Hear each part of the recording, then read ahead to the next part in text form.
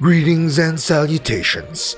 Thank you for lending an ear to the voice of the times, brought to you this Monday, January 24, 2022, by Wilcon Depot, the country's leading home improvement and construction supplies retailer. Shop conveniently 24/7 with Wilcon Online Store. Just go to shop.wilcon.com.ph. For today's editorial, persuade more learners to take up STEM courses. The Philippines needs more people in science, technology, engineering, and mathematics, or STEM, to keep pace with the rapid changes attributed to the Fourth Industrial Revolution.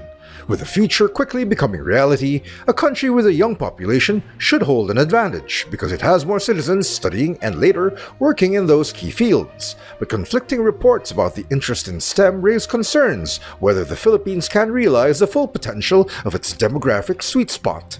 In the second quarter of 2021, the Philippine Institute for Development Studies, or PIDS, reported there was little interest in STEM among young Filipinos. The report, quoted from a study written by PIDS researchers, featured S&T human resource requirements in the Philippines, a labor market analysis.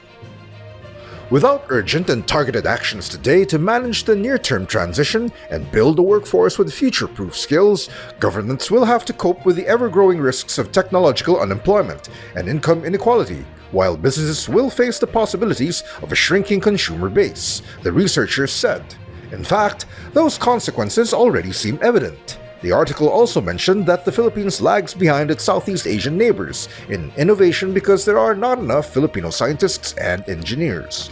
The problem is compounded by the poor performance of startups, meager spending in education, and low production of scientific and technical publications, PIDS added.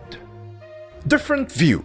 However, the Department of Science and Technology, or DOST, released the preliminary results of its study that was upbeat about the appeal of STEM among learners. In a September 2021 statement, the DOST said more than 1,000 grade school students surveyed said their view of STEM ranged from neutral to positive, despite the perceived difficulties of the subjects in that track. There was no negative response attributed to statements related to science, the DOST quoted the researchers. DOST also conducted a focus group discussion, or FGD, but the results of that seemed more consistent with the PIDS findings. Referring to the FGD participants, the DOST said, while most of them recalled terms that were taught inside the classroom, they did not know how to characterize, explain, and even relate these with one another.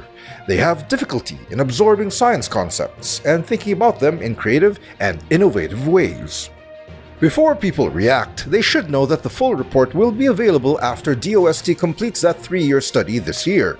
Even if the final outcome is positive, the government should also look at contrasting studies and other inputs in improving policies and programs. The PIDS article suggests that making STEM more appealing is not simple.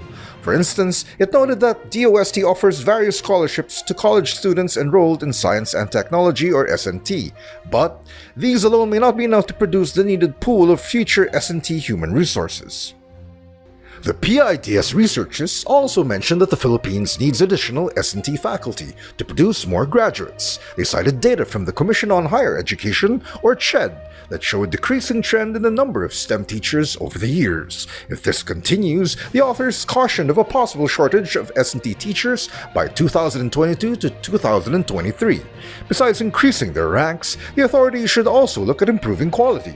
That seems to be the mindset in the basic education level. Not long ago, the Department of Education shifted its focus on quality from providing access. CHED should also adopt something similar.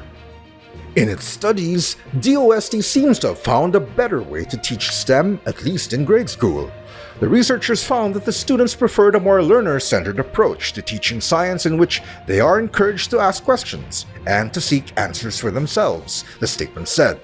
The researchers capped their preliminary report by underscoring the need for a more interactive approach to teaching STEM, facilitated by competent and knowledgeable teachers, parental support, and real-world examples. That offers some hope. However, much more is to be done in refining STEM curricula, improving teacher skills, and adopting other programs that address this concern at all levels. For our future's sake, we hope that our leaders are up to the task.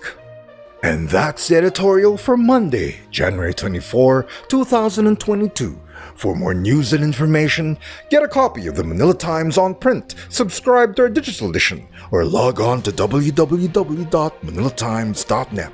Follow us on Twitter, Facebook, and Instagram, and listen to The Voice of the Times.